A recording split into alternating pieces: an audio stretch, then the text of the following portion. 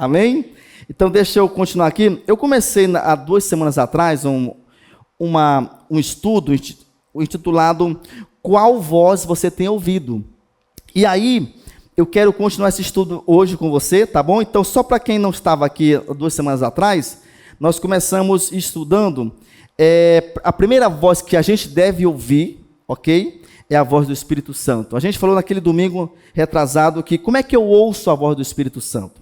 Eu ouço, primeiro, através da palavra de Deus. Por isso que é importante nós lermos a palavra, tá bom? Eu quero incentivar você que é discipulador, você que é líder, você que é membro, que ama Jesus, você que é um membro dedicado ao Evangelho, não deixe de estudar as Sagradas Letras. Estude a Bíblia, estude a palavra, ore, se alimente dela, porque é através da palavra que nós recebemos força para poder vencer o pecado, para poder realmente prosperar na fé cristã. Então eu ouço o Espírito Santo através da palavra.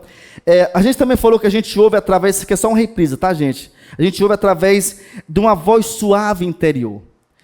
Lá no nosso interior, uma voz suave, calma. A gente falou sobre 1 Reis, capítulo 19, quando a Bíblia diz que é naquele vento silencioso, foi quando realmente o profeta Elias entendeu que era a voz de Deus. Então aqui, essa voz silenciosa fala muitas vezes da gente no nosso tempo a sós com Deus. Lá no meu cantinho, lá no meu quarto, lá na minha sala, lá no quintal, eu estou somente a sós com Deus, orando, tendo comunhão, ouvindo canções, pedindo perdão dos meus pecados. Isso eu ouço a voz de Deus.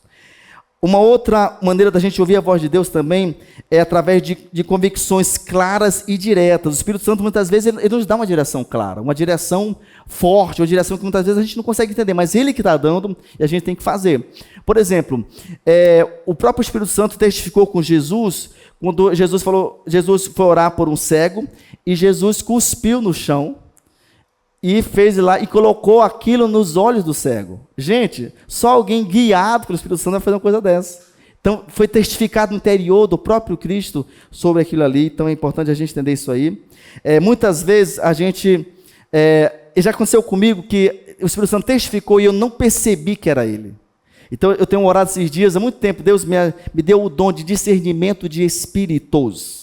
Existe o Espírito Santo, existe o Espírito do ódio, existe o Espírito do maligno. Que voz está falando comigo? Me ajuda a entender com essa voz, para eu poder ser guiado por Ele. Então, quando a gente realmente ouve essa voz, isso é muito importante. Então, eu também falei naquele domingo que uma outra maneira de ouvir o Espírito Santo é quando a gente ouve através de pessoas.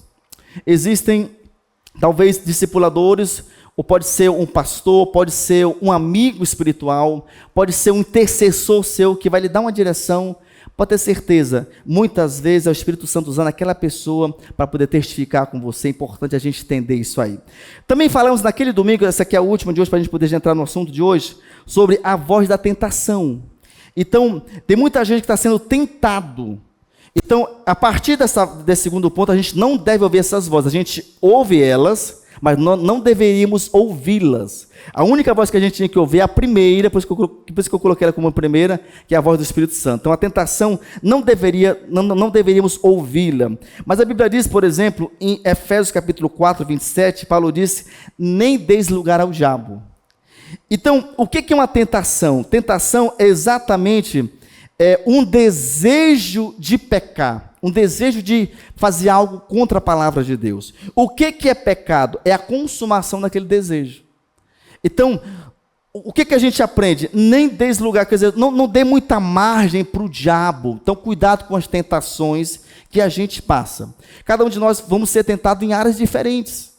Talvez a gente está sendo tentado por frieza espiritual, talvez por pecados sexuais, talvez por mentira, talvez por enganos, por sofismas na mente. Cuidado para a gente não ser enganado. Essa voz da tentação é uma voz muito perigosa para nós como servos do Senhor. Vamos entrar no assunto de hoje, então, a terceira voz dessa mensagem. Antes de eu entrar, eu quero só dar um aviso importante aqui. Eu vou abrir um parênteses, eu volto já para a terceira voz. Mas já anota a terceira voz aí, por favor. A voz da maioria. Diga assim comigo, a voz da maioria. Essa voz é perigosa. Eu vou já falar sobre ela, deixa eu só abrir um parênteses aqui. Amados, nós tivemos um planejamento para esse ano chegarmos em 30 lives. Então, nós começamos o ano com 18 e sonhamos em multiplicar 12 lives no ano para poder fechar esse quantitativo no final do ano, que seriam 30 lives. Nós estávamos conversando essa semana com os supervisores de lives, estávamos reunidos juntos, orando e batendo um papo, e a gente percebeu a importância de atualizar esse número. Por que atualizar? Nós já passamos 5 meses, e esses 5 meses nós reforçamos alguns lives, nós fortalecemos, então a gente não multiplicou nenhum live, fizemos uma multiplicação e não deu certo e voltamos rápido, mas então a gente optou e trabalhamos por reforçar os lives praticamente esse primeiro semestre todo. Então nós atualizamos para quanto? Para 25 lives, ok? Então a gente vai sair de 30 para 25, porque nós queremos ainda esse ano multiplicar 7 lives. Então a gente sentou com os supervisores, já vamos ter multiplicação agora em agosto, vamos ter algumas em setembro, outras em outubro, parece que 1 ou 2 em novembro. Então você que é líder de live, seu supervisor vai chegar com você nas próximas semanas para bater um papo com você, para alinhar contigo. Então a gente quer sonhar junto, então a gente preferiu atualizar para menos, para poder a gente não liberar lives fracos. Então a gente quer os lives que saiam sejam lives fortes, com quantitativo de pessoas razoável, com pessoas preparadas para poder multiplicar em nome de Jesus, tá? Por que, Watson, essa atualização para baixo? Porque nós queremos leveza no ambiente celular. Quer dizer, queremos leveza no ministério. Então, nós nunca fomos de pressão. Quem está perto de mim sabe que a gente nunca foi de pressionar. Mas a gente quer mais leveza. O pastor Giovanni fala algo interessante. Ele fala suave na nave e leve na neve. Só abrindo parênteses aqui. Nós vamos fazer uma conferência juntamente com a igreja MIR, com o pastor Giovanni, está vindo para cá agora no mês que vem.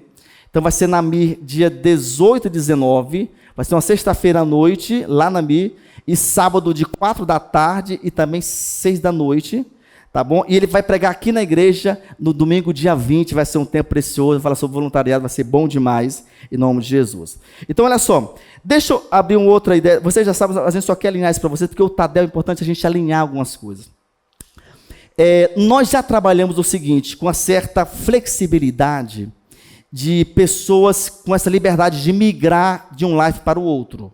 Então, o que nós entendemos? A igreja é uma só, todos nós somos irmãos, trabalhamos todo mundo para Jesus. A gente tem os lives como uma organização para poder, de alguma forma, cuidar das pessoas mais de perto, mas mesmo assim a gente quer deixar muito claro que quem está no meu life e quiser ir para o life do Fábio, essa pessoa tem liberdade de ir para o life do Fábio. Como também quem está lá quiser ir para o life da Débora, pode migrar, então assim sucessivamente, porque nós queremos essa liberdade de cada um poder estar onde acha melhor. Por quê? Por questões geográficas, por questões de relacionamento, por questões de horário. Às vezes a pessoa está num live que é na quarta-feira, mas ela só pode ir na quinta. Então o live não pode mudar às vezes, porque para a maioria tem que ser na quarta. Então nós queremos dar essa liberdade para vocês mudarem. O que não pode mudar? Qual condição? Se tiver problema de relacionamento. Está brigado, alguma coisa, então você se conserta primeiro, você perdoa o irmão, abraça o irmão, depois você sai numa boa, mas não pode sair por confusão. A gente nunca teve aqui confusão nesse contexto, mas a gente quer dar para você essa liberdade de mudar. Uma outra forma, quem está nas células de adultos e quiser migrar para o Difflin, pode, no contexto que se você tiver um chamado para trabalhar com jovens.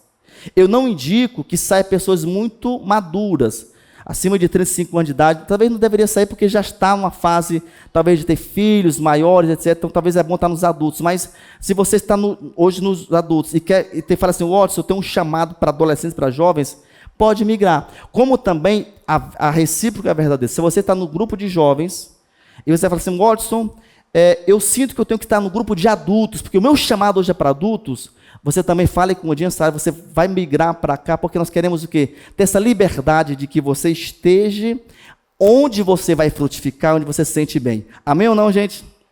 E por último aviso também, para a gente poder só alinhar, nós queremos usar a frase do pastor Giovanni, suave na nave e leve na neve. Se existe algum líder nosso aqui, de life, que você fala assim, Watson, eu não estou bem, eu não estou legal, eu acho que não devo liderar, não estou a fim de liderar, estou cansado, preciso de um tempo, também chegue comigo. Para quê? Nós não queremos que nem um líder esteja à frente de lives, cansado, fatigado. Puxa, eu estou aqui porque me colocaram, eu não quero. Então, qualquer um que está, chega comigo, a gente vai conversar com você. Vamos tentar encontrar um ponto, se você fala assim, não, assim, realmente eu quero só ser membro, eu quero estar com outro life, nós queremos dar essa liberdade. Para quê? Para que tudo possa o quê? Ser suave, ser leve e ser muito abençoado. Amém ou não, gente? Tá bom? Então, só para você entender que o nosso coração, quando a gente fala de números, é só para a gente ter um norte, mas o nosso coração, além do que qualquer tipo de números, é cuidar bem das pessoas e que cada um fique no seu lugar, muito bem, feliz, abençoado e frutificando em nome de Jesus, ok? Vamos para a mensagem então. Eu falei que a terceira voz de hoje é o quê? A voz da maioria. Irmãos, ou nós andamos com Deus, ou então a gente resiste à maioria muitas vezes. Por exemplo, já viu aquela frase de Maria vai com as outras? Alguém já viu essa frase aqui? Quer dizer, todo mundo, às vezes, muita gente tem a tendência de que aquilo que a maioria está fazendo, eu vou também fazer. E olha só o que acontece, nós temos que entender algo interessante, que muitas vezes é um equívoco muito grande a gente usar aquela frase também, que a voz do povo é a voz de Deus. Quer um exemplo? Nem sempre a maioria está correta. Quando a gente olha para a história de Jesus, ele foi preso pelos romanos, a escolta romana, e agora estava naquela quinta-feira de noite, indo de um lado para o outro, sendo julgado, e perguntas, enfim, etc. E aí, o que a maioria falou? Solta Barrabás e mata Jesus. Aquela era a voz da maioria. Então, o que eu quero falar para você? Muitas vezes o líder, um pai, uma mãe, um empresário, às vezes ele vai ser uma voz solitária. Todo mundo está falando o seguinte, faz isso. Às vezes o empreendedor, ele tem um insight, ele tem uma ideia, ele tem uma luz. Todo mundo faz o contrário e ele fala, vou fazer dessa maneira aqui. E todo mundo chega a conclusões ruins e ele chega num resultado extraordinário. Então o que acontece? Nós temos que aprender que vamos ter maturidade para poder ouvir a voz do Espírito Santo e não a voz, muitas vezes, da maioria, porque às vezes a maioria está errada. O pastor ia falar algo para a gente, né, pastora Angélica? Ele fala que ele gosta de ouvir muitas pessoas. Ele tem uma equipe, sempre ele ouve muitas pessoas, mas às vezes ele fala o seguinte, às vezes eu sinto que eu tenho que fazer uma coisa, então eu faço aquilo que eu tenho que fazer, apesar do que todo mundo acha que eu tenho que fazer. E muitas vezes dá certo. A gente tem que ter essa estrutura. Deus, está todo mundo falando, mas, poxa, se eu sou convicto, biblicamente, se o Espírito Santo está testificando comigo, eu tenho que entender que eu preciso ouvir a voz do Espírito Santo. Então, cuidado com a voz da maioria. Mas quando se fala de voz da maioria, a voz da maioria nem sempre reflete a verdade. Olha só, meus irmãos, em muitas ocasiões o cristianismo é algo que transcende a opinião pública. Olha só, a Bíblia, por exemplo, tem diversas passagens que mostram como o povo de Deus frequentemente se desviava do caminho de Deus, porque estava aderindo aos pensamentos e aos costumes das pessoas erradas. Você vê, por exemplo, o povo de Israel se envolvendo lá no deserto e em outros locais, se envolvendo o quê? Com pecados, se envolvendo com sentimentos contrários àquilo que Deus ensinou para eles poderem fazer. Olha só o que diz Êxodo, capítulo 23, versículo 2, ele fala o seguinte, não sigas a multidão para fazeres o mal. Então, cuidado com essa questão da multidão. Jovem, todo mundo, você pode pensar assim, todo mundo faz isso na minha escola. Todo mundo faz aquilo. Você não é todo mundo. Eu não sou todo mundo. Amém ou não, gente? Então, cuidado com aquilo que a gente pensa que todo mundo está fazendo que é correto. Quando a gente fala sobre esse ponto também, nós somos chamados para a individualidade e também por uma espiritualidade com Cristo. É preciso coragem para a gente poder ir contra o fluxo do mundo. Por exemplo, os grandes mestres espirituais, meus irmãos, eles sempre caminharam contrário às correntes do mundo, as correntes da maioria. Por exemplo, você pode observar que quando a gente vê a história de Daniel, lá na Babilônia, todo mundo fazia o quê? Participava das iguarias, dos banquetes, todo mundo participava das festas, daqueles eventos sociais. E a Bíblia diz no capítulo 1, versículo 8, que Daniel resolveu firmemente não se contaminar. Ou seja, ele não se preocupou com a maioria. Ele não estava nem aí, estava se lixando para aquilo que todo mundo fazia. Eles tinham um propósito pessoal. Da mesma forma, os seus amigos, Sadraque, Mesaque e Abednego, também não estavam preocupados com aquilo que os outros falavam, estavam preocupados com sua individualidade espiritual, com sua busca por Deus. Olha só, a verdade muitas vezes é silenciosa. A maioria é barulhenta, por exemplo. Então, a voz interior, por exemplo, alguns falam que é intuição, outros falam que é direção divina. Nós somos espirituais, a gente tem que entender que é direção divina, não é somente intuição. É uma direção de Deus. Essa voz, muitas vezes, ela acontece no silêncio, na simplicidade. Não é diante de um barulho, diante de movimentos, de aglomerações. Não, às vezes eu estou no caminho sozinho. E a gente recebe essa voz de Deus para que a gente possa crescer. Então, olha só, espiritualmente, o problema de ouvir a voz da maioria está no risco da gente se afastar da verdade interior. E isso acontece porque a nossa consciência, ela começa a se distanciar daquilo que Deus tem para a gente. Então, a gente tem que ter cuidado com essa questão de estar antenado com a voz da multidão. A quarta voz que a gente tem que ter cuidado para ouvir é a voz da dúvida. Diga assim, a voz da dúvida. E aqui eu quero falar algo para você, que nós estamos enfatizando alguns pontos aqui para você entender de maneira muito clara. Olha só o que a Bíblia fala, você pode notar, por favor, então abrir sua Bíblia aí comigo, em 1 Coríntios capítulo 14, versículo 10, ok? 1 Coríntios 14, versículo 10. A primeira parte, a parte A, vai dizer: há, sem dúvida, muitos tipos de vozes no mundo. Olha só, há, sem dúvida, muitos tipos de vozes no mundo. E uma dessas vozes que nós estamos falando aqui é a voz de quê? A voz da dúvida, a voz da multidão, a voz da tentação e assim sucessivamente. Olha só, Jesus convida Pedro para andar sobre as águas. Você pode ver esse texto em Mateus capítulo 14, lá dos versículos 25 a 32, você vai estar vendo isso aí. Então Pedro, ele recebe uma palavra específica de Deus. Pedro recebe uma direção, então Pedro começa a andar, sim ou não, gente? Sim ou não? O problema é que, primeiro assim, eu quero respeitar Pedro. Eu já vi muito crente criticando Pedro. Ah, Pedro fracassou. Ah, realmente Pedro fracassou. Só que não existe na história do mundo alguém andar sobre águas, não águas petrificadas, não gelo, tá? Uma vez um pastor estava pregando e falou o seguinte: eu sou a terceira pessoa que andei sobre as águas. Todo mundo... Aí falou o seguinte: não, que eu andava nos Estados Unidos, tinha muito gelo, andava sobre as águas. Então, águas em estado líquido, a gente não vê na história da humanidade alguém andando sobre as águas, a não ser Jesus e Pedro. É bem verdade que Pedro fracassou, por causa de quê? Da dúvida, do medo, ok? Mas ele andou, então assim, depois do mestre, ele foi o único a ter essa experiência real de andar sobre as águas. Mas observe comigo, para você entender, que ele teve essa experiência de andar. Agora, a dúvida, meus irmãos, é o oposto da fé. Se a fé opera trazendo uma convicção invisível, como por exemplo, Hebreus capítulo 11, versículo 27, vai dizer que como quem crê, como quem vê o invisível. Então, o conceito de fé é a gente está vendo algo que não é visto aos olhos humanos. Isso é fé. Então, Pedro teve essa fé momentaneamente, mas depois ele deixou que a dúvida entrasse.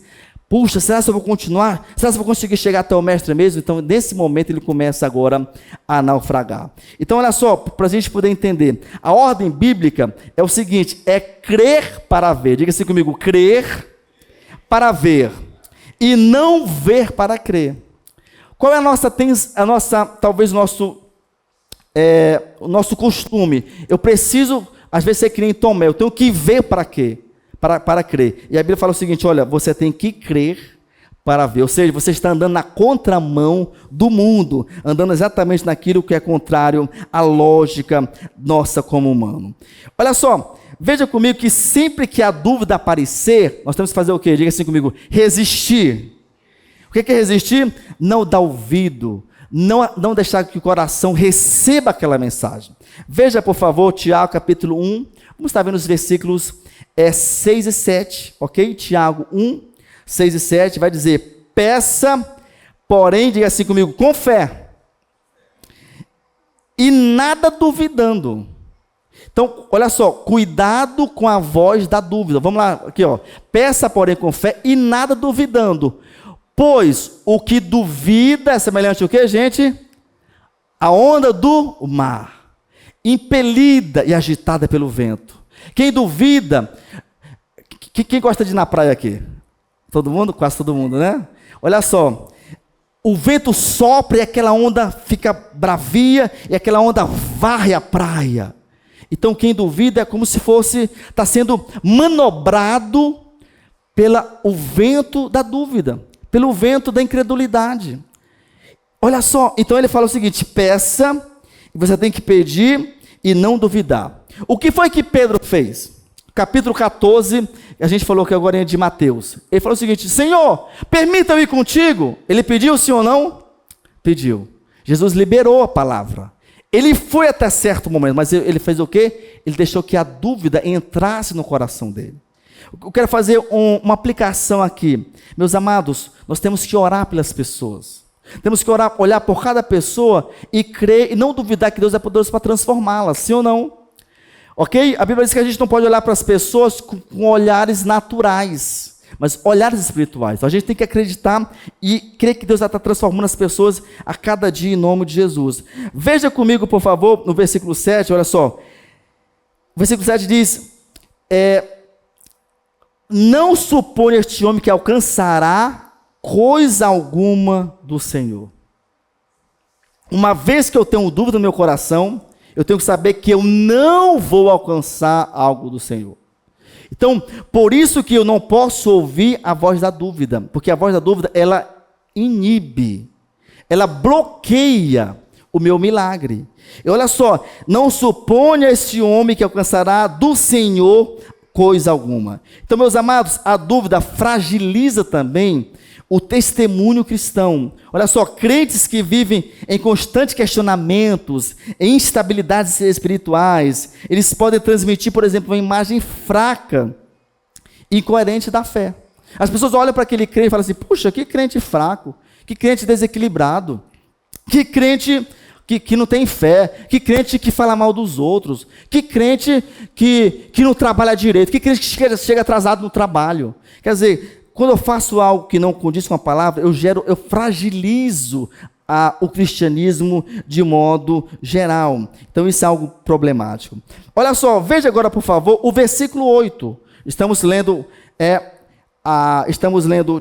Tiago 1, lemos o versículo 6 e 7, vamos estar lendo o 8 aqui agora. Homem de ânimo dobre, diga assim comigo, ânimo dobre.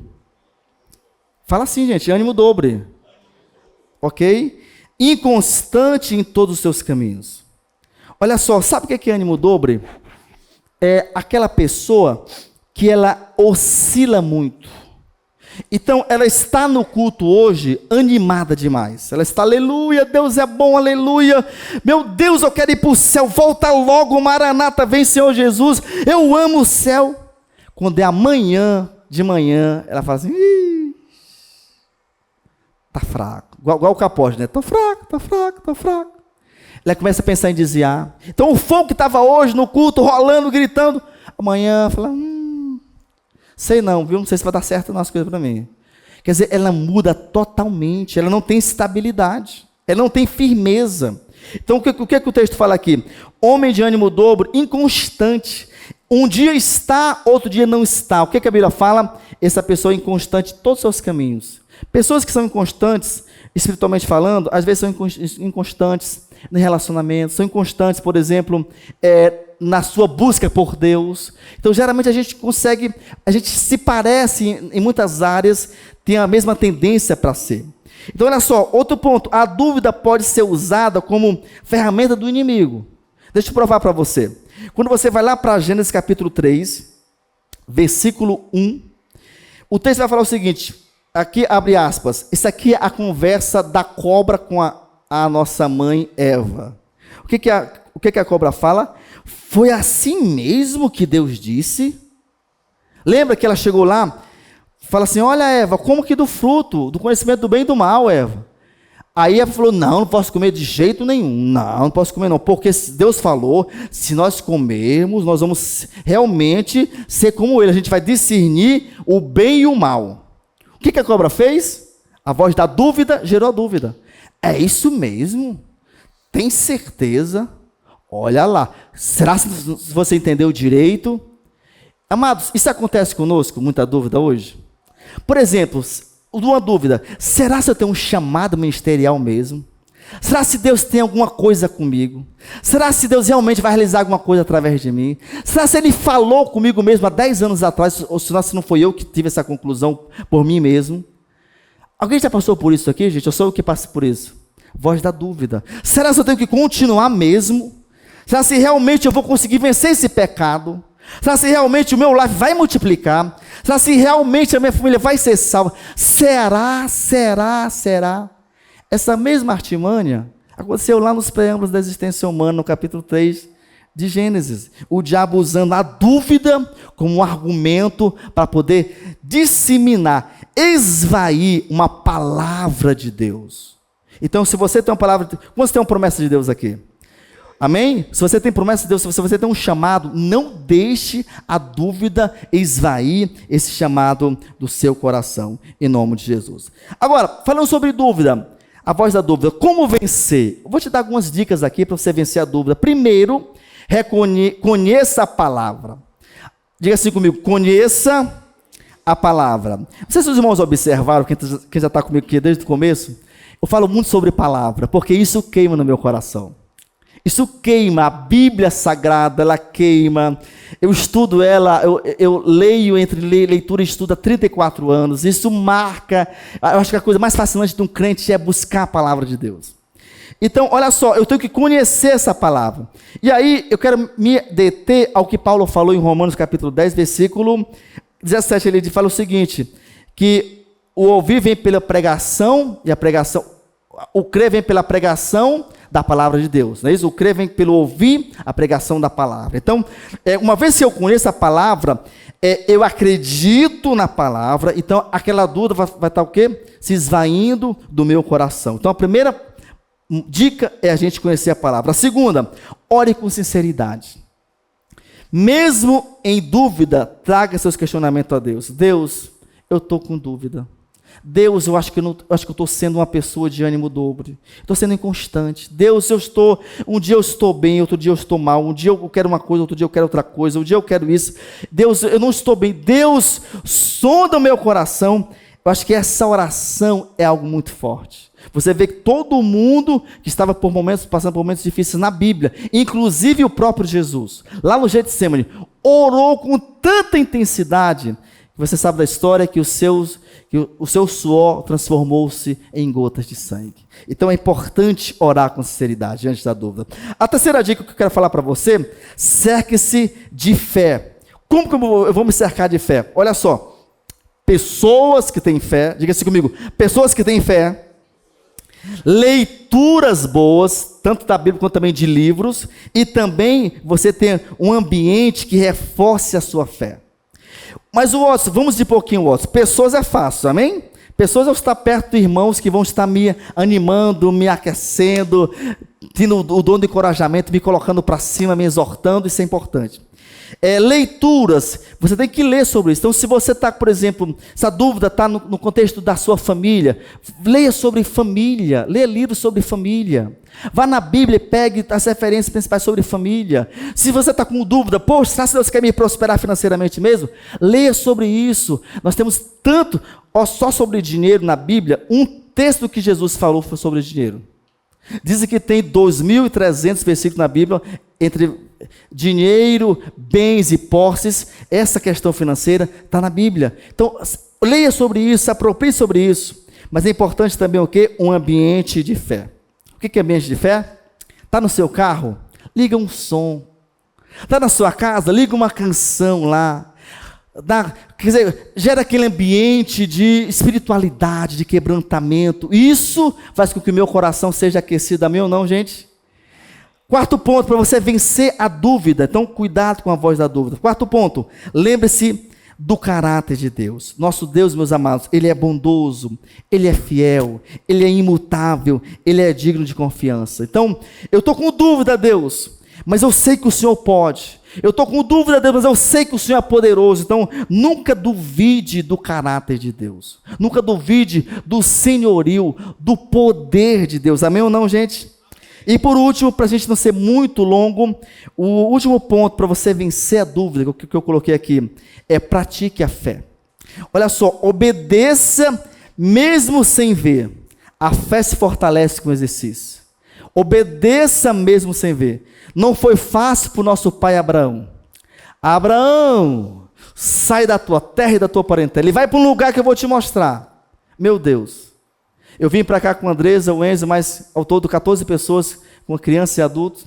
Foi fácil vir para cá. Vim para cá com amigos, vim para cá sair lá de Fortaleza, já sabia para onde eu vinha.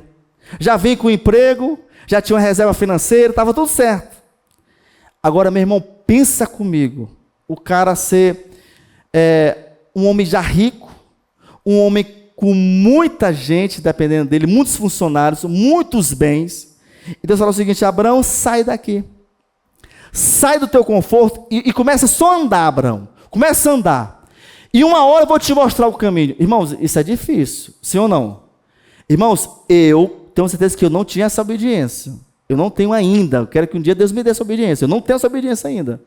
Mas Abraão não deixou que a dúvida, para onde eu vou? Vai dar certo? Será? Não, o que ele fez? Ele praticou a fé.